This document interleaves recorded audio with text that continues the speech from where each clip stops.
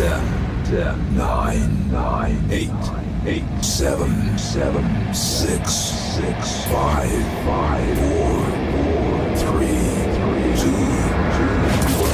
1. All systems go. You're listening to Sudbury News Talk. I want to show you something. Stand by. On the morning shift. Anything Could happen. Sudbury News Talk on the morning shift.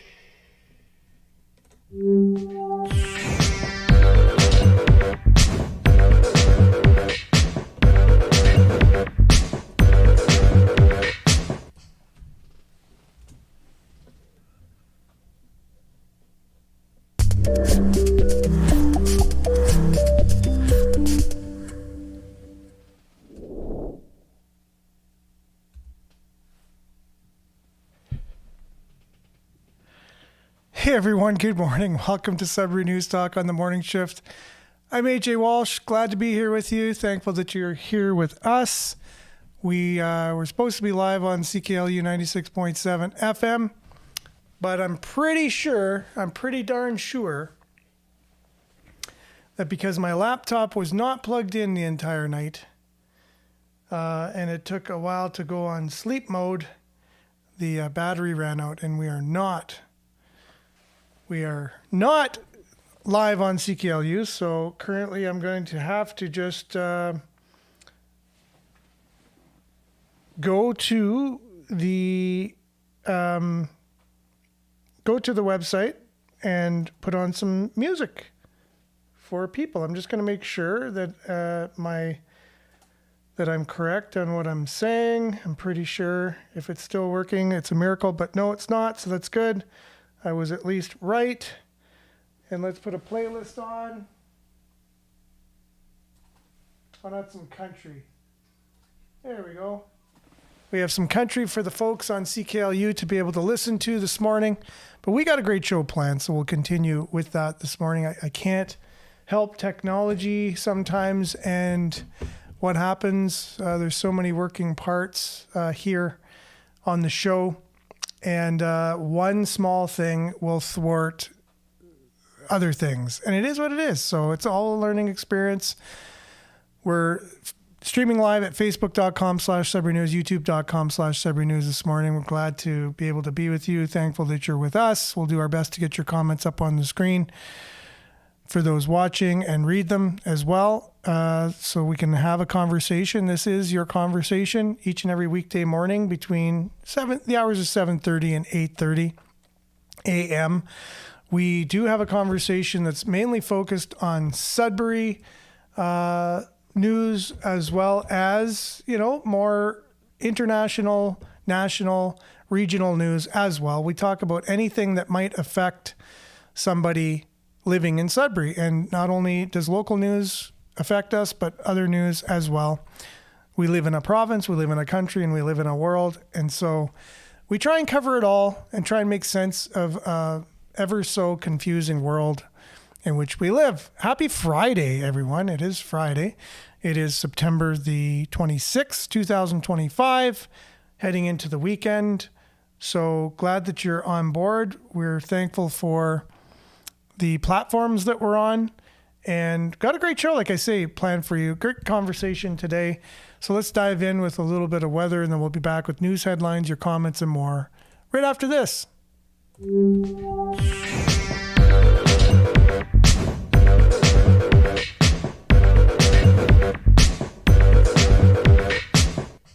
And as usual, weather brought to you by SudburyWeather.ca. Currently, it is 12 degrees out there. It's mostly cloudy.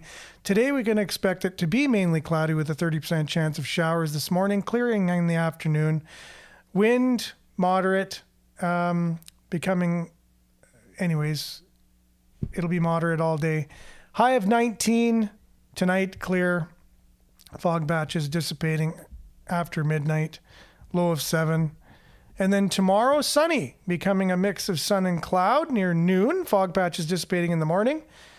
Wind again moderate, high of 20. So tomorrow is shaping up to be a very great day. 20 degrees and sunny. You can't ask for anything better this time of year. And then our long range, again, you got your Saturday mostly sunny now. And then Sunday, sunny with 24 degrees. Pretty much same thing on Monday. Tuesday, sunny and 19. So you got 4 days of sun in a row. And then 19 and 19 degrees, mix of sun and cloud for Wednesday, Thursday. That is your Sudbury weather. It is brought to you by SudburyWeather.ca. We'll be back with news headlines, your comments, and more right after this.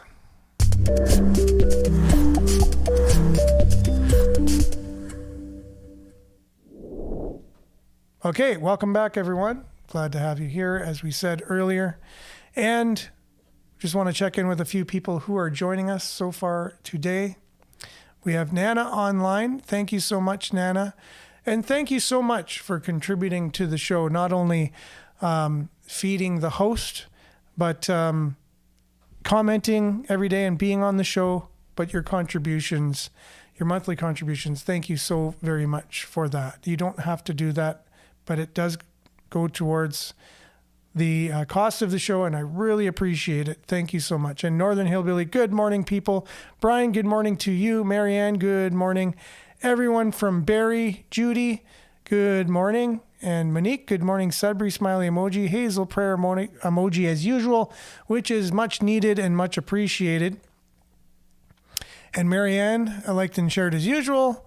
And Denise, blessings everyone. Sheila, good morning to you. Smiley emoji. Belinda, good morning.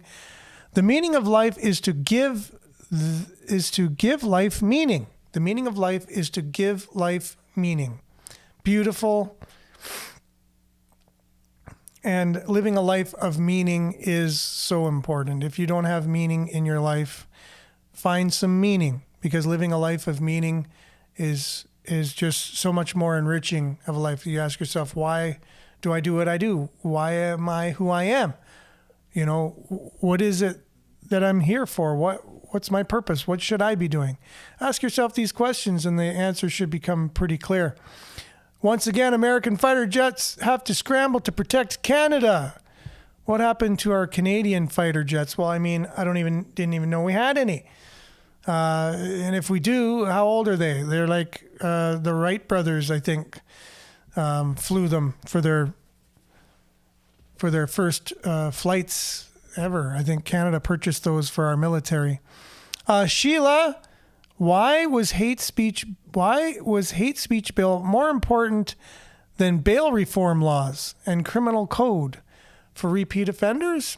I asked this question, you asked this question, many Canadians ask this question, and we'll have an answer for you in our deep dive today from the CCFR or something like that, C whatever. Anyways, I'll get the acronym right. It's an organization for firearm rights in Canada. And they summed it up. Basically, they asked ChatGPT, they said, if a government was basically making these types of laws, and they just basically said what type of laws Canada are going to make right now and the policies and the regulations. If a government is bent on going after these policies, what is the reason and what is the end game? And ChatGPT has a really interesting reply. You're going to want to pay attention and stay tuned for this. Good morning, Pat. Thanks for being on. You find it hard to believe the forecast. It changes every day. Yes, that is true. Weather manipulation is one of the things that are happening today, and you just never know what they're doing with the weather and why, and it does change. To put fear to the population, stop fighting back. That's true, Denise. And Marianne, because keeping us silent is their biggest threat. That's why they're passing the hate crimes bill before they handle bail reform. That's the answer to those questions. I'd say Siberians, this is Northern Hillbilly, is about 2 years, if not behind the awakening, but on the right track. Zionist Pete Hegseth meeting with the generals, admirals. War is coming. Prepare food and water. Yes, you know what? I was watching some independent news yesterday, and they were talking about how basically there's no other alternative than war, World War III, basically. There's all of the people in charge of the world basically know that's where we're heading. They're all preparing for it. And that's where it's kind of, there's no way around it, let's say. Right? So, and that's really great advice to prepare. You need to be prepared anyways. Let's say even if you lost your job or there was some type of an event, natural disaster in your area, you should be prepared anyways. You should be prepared start with a couple weeks of food and water, a couple weeks of financial reserves, and then build from there. Then make it a month and try 2 months and then 4 months. It's just really good to be prepared. And Belinda, our fighter jets have been downgraded to Canadian geese. Hey, you know what? That's a great idea. They should equip Canadian geese with the, some kind of strap-on firepower type of thing that's done by remote control. That will definitely help. Good morning, Suzanne. Thanks for being on. Sheila, to disarm is to control and silence the people also. And that will be part of the commentary from ChatGPT. The reason why our Canadian government are so fixated on the type of laws that they are instituting into our country. Belinda says, Mike Perron is running out of time to appear on your show. Yes, I have to put out the email to Mike Perron if he's not listening. At the moment, he doesn't listen to every show. He doesn't watch every show. So I will send him an email and say, hey, September is now almost done. Do you want to come on the last day of September and talk about the financial state of the city and the cost of the new arena that we are going ahead with, apparently? And Monique, Grand Rising to you. Marianne says, right. Wonder who they are going to send to Palestine. Hopefully all politicians and their loved ones, since it's their stupidity that are causing these greedy wars. And then go on to say exactly, just look at what Hitler did. History repeating itself. And I have to say Hitler does repeat itself. And Hazel is prepared, which is great. And this is the thing, we can't be prepared for all things. I just want to put that out there. If you really think of every single scenario that could possibly happen in any given situation at any given time, we'll have to agree. We can't be prepared for everything. However, we can be prepared for as much as we can possibly be prepared for within our ability. Right? Okay, so let's head in with some local stories here.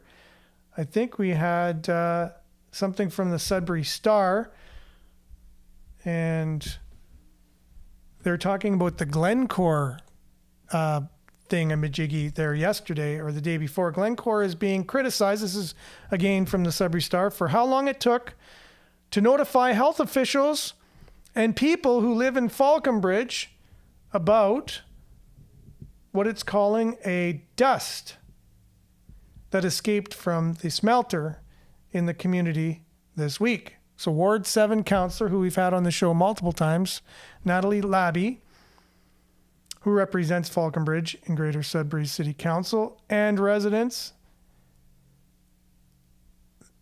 well, she and residents are wondering why the company didn't immediately issue a warning about the incident, right? Because that's the way it goes. I remember sitting in Valet one time when I was going to Cambridge in the public relations program and meeting with their communications team. And I put it to them too, like what would happen if there was a huge, any kind of disaster? How are you going to communicate with all of your residents right away? Let's say it happened on a Sunday morning, which we know most all the radio stations in Sudbury are kind of on an automated schedule on Sunday mornings. CBC will have a host from a place that's not from Sudbury all the radio stations will just have some kind of programming on that there's no real person sitting in the booth. So even if they got the message out by a media release right away, there's no one there to announce it on the media. So that's out of the question. They have sirens. The sirens, let's say most people these days are inside.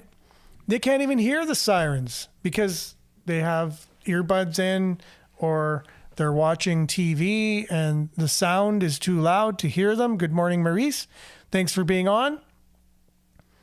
There was really no way to inform the citizens of Coppercliff, where Valley's main operations are, if there was some type of dangerous leak. The sirens are only so good. And what do the sirens even mean?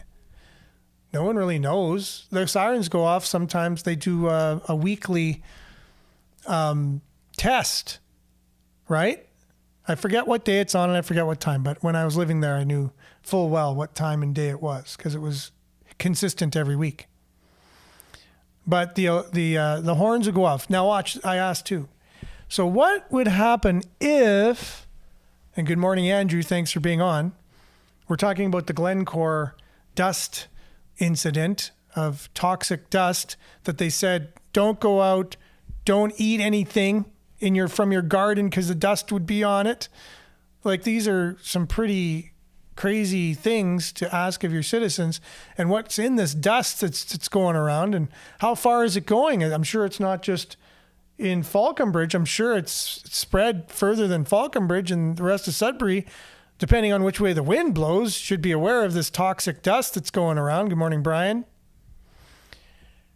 Right? So I posed the question to the communications team for Valet. What would happen if an emergency happened at the exact same time, God forbid, that they did their tests each and every week with the horns, with the sirens, right? So the sirens would be going off because there's an emergency. However, people would think, well, that's just the test because it happens every single week at the same exact time.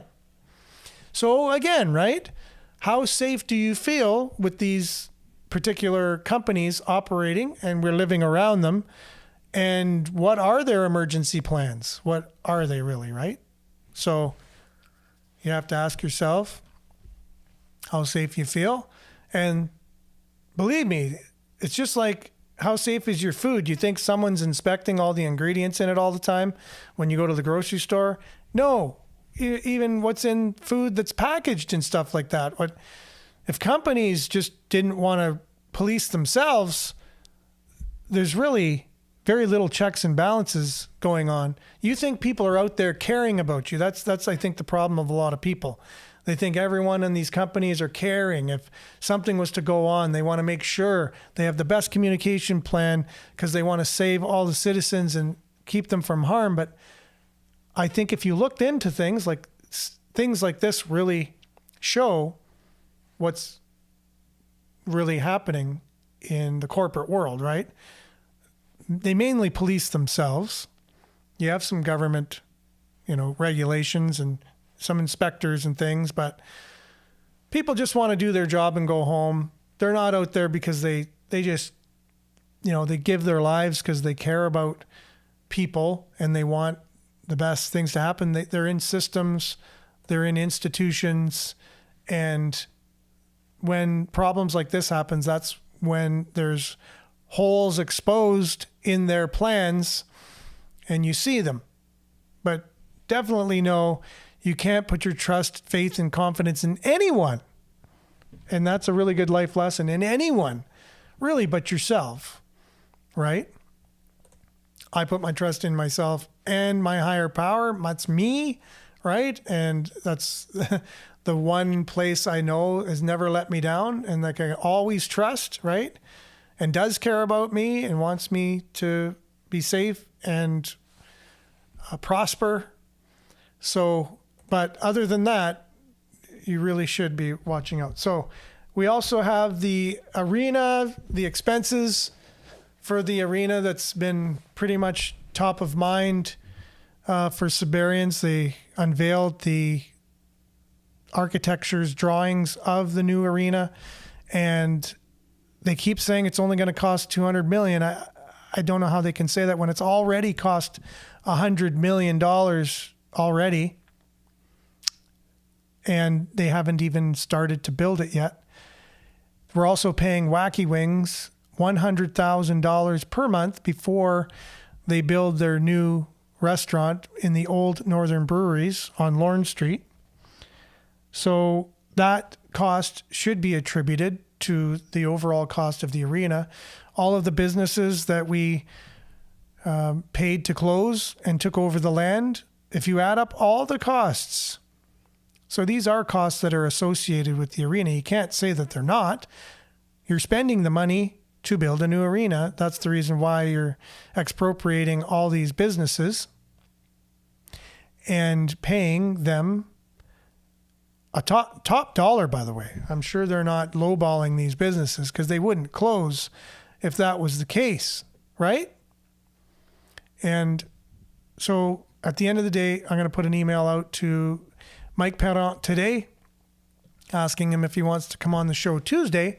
That's when Bob Johnston and Tom Price will be on the show. And he did say that he would after September when he knows the cost. He said he would, but we'll see what his answer will be now that that September, it'll be the last day of September, and he'll go head to head with Tom Price about the costs. And I'm not sure if he's willing to do that. I mean, hey, if he is, that would be, wow, I'd be super surprised and 100 million% impressed with him to be able to do that. Now, speed cameras have been on, the topic has been on this show for quite some time, and I've talked to Mike Parent, Natalie Labby, the city, and we've been quite critical about speed cameras. And recently, our premier has come out and said that they're going to be putting an end to them. And Doug Ford was basically saying that they're a cash grab, right? He came out last week and said that they're a cash grab. He's going to do everything in his power to put an end to them. Now, Mario for the North, who I always appreciate his independent journalism and his take on stories that are going on in Canada, the world, Ontario. But he kind of sums up the whole speed camera thing here, and we'll be back after his summary. I'll give credit when credit is due, and today Doug Ford did a good thing. He's going to ban speed cameras across Ontario. Here's what he had to say. Never condone any vandalism of any sort. This is nothing more than a tax grab. No officer would ever give you a ticket for 5 or 6 kilometers over. Ontarians can soon put speed cameras in the rearview mirror. The Ford government will pass legislation this fall to ban them. Now, I'm new to this, and so I had no idea that these speed cameras actually gave tickets for 5 to 6 kilometers over, which is absolutely absurd, if it is true. Now, here's something important to note. It was Ford himself and his government that first legalized the speed cameras in 2019. Fast forward to today, he's now saying it's a tax grab. And I think it's important for people to know that people are allowed to change their mind. They're allowed to try these things with the information that they have at that moment in time. And so I'm okay with that. I'm literally okay with him changing his mind for how things are and what the environment is like for everyday Canadians today. And it's worth noting that he is going to introduce a new fund to implement other measures in areas that are of concern, like speed bumps, roundabouts, and the idea is to not go after people who are simply going 5 to 6 kilometers over. In addition to it, people have clearly been fed up with this if they're vandalizing and cutting these speed cameras down. I, for one, am a big fan of it. And I know mayors and municipalities might have a different opinion, and they're rightfully entitled to it. And remember, take this from a guy who has been openly critical of some of the things Ford has done in the past. I really do think this is a good thing. And again, you might not agree with it, and that's okay too. Exactly. You might not agree with it, but that's okay too. That should be the new name for the show. You might not agree with it, but that's okay too. So whether or not he's going to be able to to do this. I guess, are some municipalities going to fight back on this? Is this going to be a legal battle? I think at the end of the day, they are illegal. I think they found some way to bend laws to have speed cameras in Canada. I really think they're on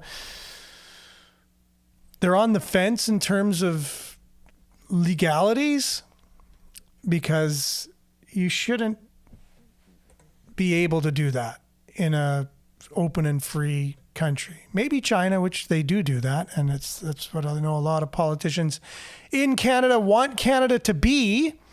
They want it to turn into China, and they want to be the leaders of the China-like country, and they're totally good with that. As long as they're in charge, they're fine. They don't care what happens to you, as we talked about. Corporations caring about people, governments. Do you believe governments care about you? Well, I mean, they care about you as long as they can continue to be in power, and as long as you're the one voting for them, or they fear you to some degree that is going to basically affect them being in office, then I think they care. But I think that's where it ends. And I think as soon as they feel that it doesn't matter anymore, that you're not affecting them staying in power, you, that is, but they'll be able to stay in power, they'll just basically be fine with that and do whatever it takes to stay in power. Now, here we go. So this is, let me see. I wish it would say where Canadian Coalition for Free Firearm Rights. Canadian Coalition for Firearm Rights. This is from them talking about basically the state of the country when we have a government that's making the type of laws that they're making. He asked ChatGPT, what kind of government, what's their end game if they're making these type of laws? You'll be very interested in the response ChatGPT gives to this question. So pay attention. He sets the stage a little bit beforehand. So believe me, in about a minute into his remarks, you definitely want to pay attention. Be sure to watch to the end, because I think this is going to blow your mind. These stories have been rather prevalent over the last, 24 to 48 hours, and you may have been following both of them. One of them in particular might have you mad, and every time this situation pops up in Canada, and it happens far too often, I get mad about this. Now, both of these stories are connected in a couple of different ways. I think the first connection is self-defense, but the second one, I think, is how the government uses these things to rule over you, okay? We'll get to that in just a moment. So what are the stories? The first story is this one. Now, this is from Juno News. Carney doubles down on Trudeau-era gun grab. Guest host Chris Sims exposes the Liberals' billion-dollar gun grab, an attack on private property that won't stop gang crime. Now, here is your public safety minister, Gary Ananda Sangari, tweeting out on the same issue. Thank you to London Police Deputy Chief Trina McSween and the media office for hosting me and my colleague. We spoke about issues top of mind for Londoners and expanding the gun buyback program, an important step to keep Canadians safe. It does everything but keep Canadians safe. Taking guns away from law-abiding citizens does nothing to keep Canadians safe. Criminals do not hand in their guns. Okay, this is liberal think here. Now, what's the other story? Well, it's this story right here, and I have no doubt you've got some comments on this one. Doug Ford says something is broken after Ontario man charged with assaulting armed home intruder. Kawartha Lakes police say the alleged intruder suffered serious life-threatening injuries during an altercation with the occupant. My comments on this story in just a moment. I'm going to tie this in with a lot of things going on in this country as well that you're not going to see anywhere else. But let's give Doug Ford a little credit here. He's speaking out on this issue, which makes me really mad. Here he is speaking about it in a news conference. Did everyone hear about the story in Lindsay? So this criminal that's wanted by the police breaks into this guy's house. This guy gives him a beating, and this guy gets charged. And the other guy gets charged. But something is broken. I know if someone breaks into my house or someone else's, you're going to fight for your life. This guy has a weapon. You're going to use any force you possibly can to protect your family. I'm telling you, I know everyone would. We beat up on Doug Ford a lot here, but good for him for speaking out on this issue. I mean, if somebody breaks into your home, are you looking for proportionate force when it comes to neutralizing the person in your home? I'm not. I immediately thought about the Triple S situation. And if you live on a cattle farm, you might know what Triple S means. I'm not going to say it here, but that's what I thought about. I'm not going to give a damn about the consequences. I'm going to neutralize that person, and that person is probably going to get beaten within an inch of their life. And you're probably the same way. This maddens me when I see stuff like this happening. And these things are connected. Gun control, and you have no right to self-defense. Justin Trudeau said we don't have a right to self-defense in our Constitution, and we should. But I think these things are connected in another way. This is the way I started thinking about things last night. This is going to blow your mind. These are just two things. But I thought I'd go to ChatGPT and list a lot of other things together that the Liberal government is doing and find out what the end game is here. So I recorded this earlier. After putting this into ChatGPT, let's find out what Chat had to say. Can you explain to me a government that seems to be consciously causing the following list of issues and tell me what the end game might be? Impose strict gun control, remove the right to self-defense and make it illegal, take control of the media, restrict movement of the public, limit free speech, run up massive government debt, control public education, drive up the cost of living, massively increase immigration, declare a crisis. And here's what ChatGPT had to say. The list you've given describes a government that isn't simply mishandling policy, but appears to be deliberately restructuring society to centralize power in its own hands. Each item weakens individual autonomy, strengthens state dominance, and destabilizes society in ways that make people more dependent on authority. Let's walk through it, then look at the likely endgame. Step by step. Number 1, impose strict gun control, removes the most direct form of resistance, ensures the government has a monopoly on force. Number 2, remove the right to self-defense and make it illegal. Criminalizes personal independence, forces people to rely exclusively on the state for protection. Number 3, take control of the media, controls what people see, hear, and believe, turns journalism into propaganda, prevents alternative narratives from spreading. 4, restrict movement of the public, limits the ability to organize, protest, or escape, paves the way for surveillance systems, digital IDs, and travel restrictions. 5, limit free speech, silences critics, instills fear in the population about speaking openly, leaves only state-approved messages visible. 6, run up massive government debt, creates permanent economic instability, justifies higher taxes, inflation, or austerity, which increase control, transfers influence to elites and financial institutions aligned with the state. 7, control public education, shapes future generations into obedient citizens, rewrites history and civics to fit state ideology, weakens family, cultural, or religious influence in favor of loyalty to government. 8, drive up the cost of living, keeps people focused on survival rather than resistance, exhausts the middle class, making them easier to control. 9, massively increase immigration, alters demographics and voting bases, creates social divisions and cultural friction, weakening unity, justifies expanding government bureaucracy and emergency policies. 10, declare a crisis, allows suspension of rights and expansion of state powers, keeps the public fearful and compliant, justifies measures that would never be accepted under normal conditions. The end game. All of these together point to a clear destination. 1, total centralization of power, political, economic, cultural, and social control is consolidated at the top. 2, elimination of resistance. Citizens are disarmed, censored, tracked, and kept divided. 3, dependence on the state. People must rely on government for security, income, education, and even the truth itself. 4, rule by crisis. Emergency powers become permanent, ensuring the government can always expand its reach. The ultimate endgame is authoritarianism, a system where individual freedoms exist only when they don't threaten the regime. Sometimes this takes the form of soft totalitarianism, where people still think they're free, but every aspect of life is managed, or hard totalitarianism and open dictatorship. In either case, the goal is the same: control through dependency, fear, and division. What's happening right now are not the actions of a government that wants to govern for you. They're the actions of a government that wants to rule over you, to control you. Does this seem like the country you're living in right now? It sure seems that way to me. Be sure to watch to the end, because I think this is going to blow your mind. Yeah, and we already did, right? So just get his logo up here at the end. If you wanted to check out their Facebook page, you can.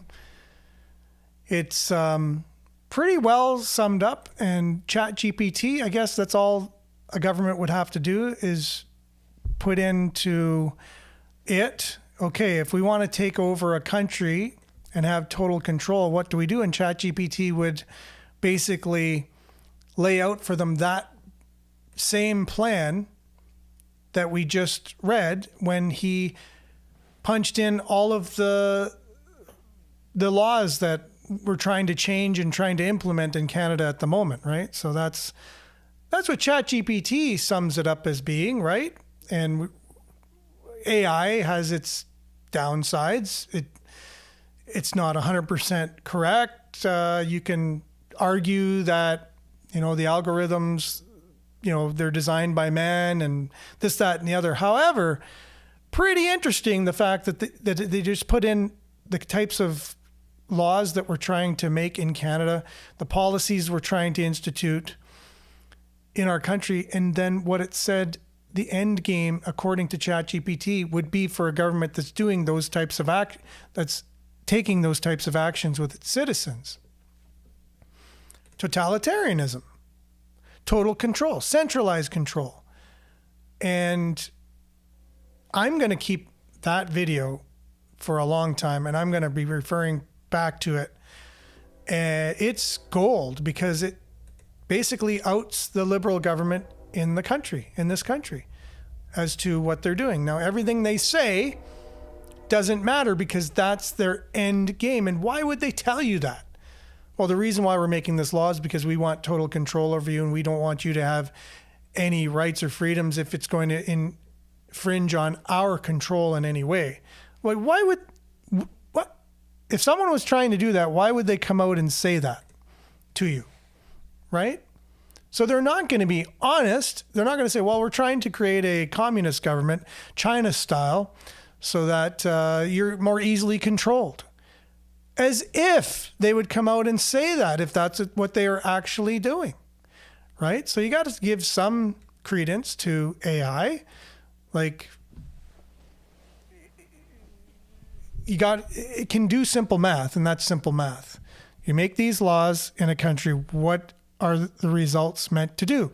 It's meant to do those things, right? So I'm really grateful for that particular gentleman asking ChatGPT those particular questions, because the results are pretty revealing. And not surprising, because that's exactly what we talk about each and every day on this show, but we talk about it in pieces. So they'll talk about gun control. So why are they trying to take away law-abiding citizens' guns? Why would any government want to do that, right? So that's only one thing. Why would they want to spend, and increase the deficit and then drive up inflation? Why would any government think it's wise to do that? So those are two things. Why would we have our catch and release policies with our criminals? Why would we do that? Why would we have such aggressive immigration in the country? And I'm all for immigration. I always have been, but do it in a manner that is fiscally responsible, socially responsible, and in the best interest of all people, even those that are coming to this country. I've heard so many complaints from immigrants that have done it the right way. They've spent almost their entire life savings to come to Canada in the right legal way. And they are the most upset as to the aggressive immigration policies that Canada has, that there's so many people coming to this country and bypassing the legal way to do it, the right legal way, right? So that's just another thing.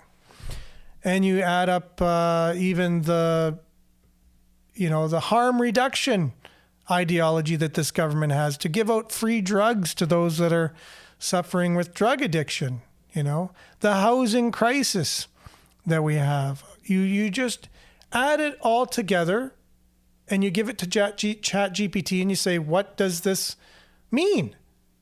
And the results are exactly what we just heard. So I think someone needs to forward this to the opposition in Parliament. And if he just keeps driving this home, I think at least it'll get in the mainstream news enough to show what this government's trying to do, and maybe one last-ditch effort to save Canada from a full-on totalitarian communistic government. And, is there anything we can do to avoid it? The very government that's hell-bent on doing this to Canada is the one that is in power in Canada. They've made these fancy slogans, and they've had, celebrities coming in to convince you that the other side is bad. And at all costs, you need to keep these particular people that are focused on making us into a communist country in power. And the citizens, a large number of our citizens have fallen for it and continue to fall for it. You'll have the results of it. Like, I just know we'll all have to go through the results. And even when we say we told you so, the government will just put out a statement of, no, it's not what you think it is. And you'll agree with that and believe it all the way to your demise. Like, you'll just believe it hook, line, and sinker no matter what, which is very interesting. How people can be that fooled, but it is what it is, and we live in the country we do, and thankful for ChatGPT in terms of this case scenario, and I'll continue to drive this point home as much as I possibly can. Thanks for being with us today, everyone. That's all we have time for on the show. We weren't on CKLU due to a power cable, of all things. It is what it is. So many working parts with the show to keep it going. Appreciate all y'all for being on. The show will be found on demand immediately following the live broadcast on Facebook, YouTube, X, and Sudbury.news, which is our local news aggregator. It aggregates local news, and it also has regional, provincial, national, and international news as well included in it. Remember to stay aware, like, share, take care, stay safe, everyone, and we'll be back same time, same place, on the same platforms, God willing, on Monday morning. So have a great weekend, everyone, and ciao for now.